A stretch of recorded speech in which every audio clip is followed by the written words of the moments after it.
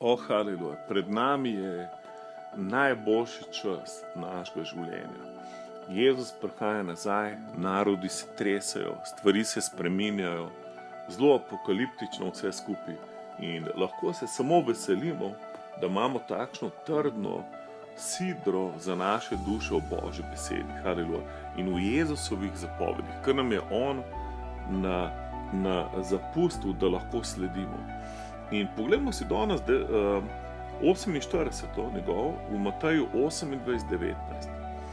Učite vse narode in delajte učence. To nam je Jezus zapovedal. Se pravi, on hoče, da učimo narode in delamo njemu učence.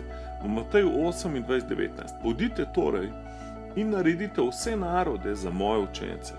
Krščujte jih v ime Očeta in Sina in Svetega Duha. In učite jih izpolnjevati vse, karkoli sem vam zapovedal.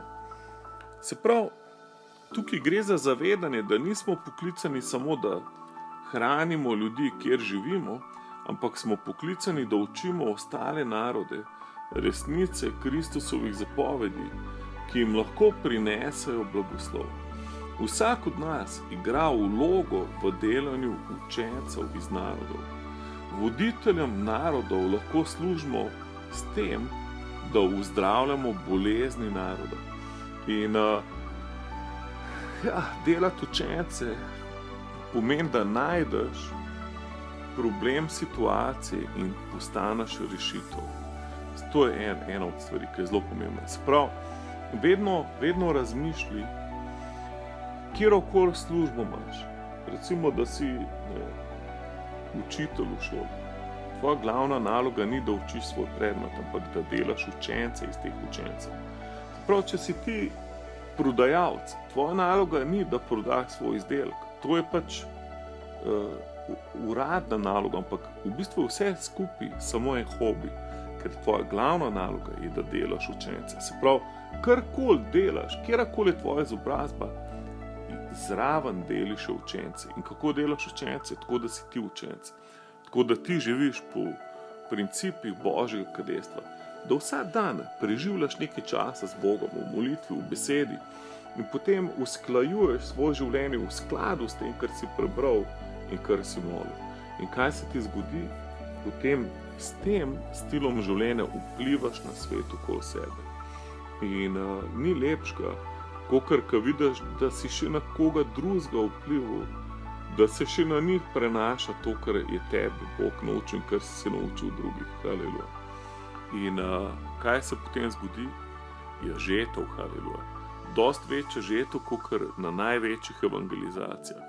Največji vpliv, največja žetev pride, ko delamo učence. Večja od vseh štadionov na pont, večji vpliv je, ko en učenec naredi enega učenca, ko tisti učenec pol naredi še enega učenca. Jaz sem enkrat zaračunal, da vseh 7 milijard na svetu bi lahko dosegli, če samo vsak učenec v enem letu naredi še enega učenca, ko učenec naprej naredi še enega učenca. In bi rabili samo 17 let, da bi cel svet prišel k Jezusu. Tako radikalna je ta formula razmnoževanja, če lahko tako rečem. In naredimo vsak svoj del, haleluja. Prosimo ga, Bog, daj mi enega učenca letos, haleluja. Mogoče zdaj tebe še ne pozna, ampak naj te spozna, haleluja.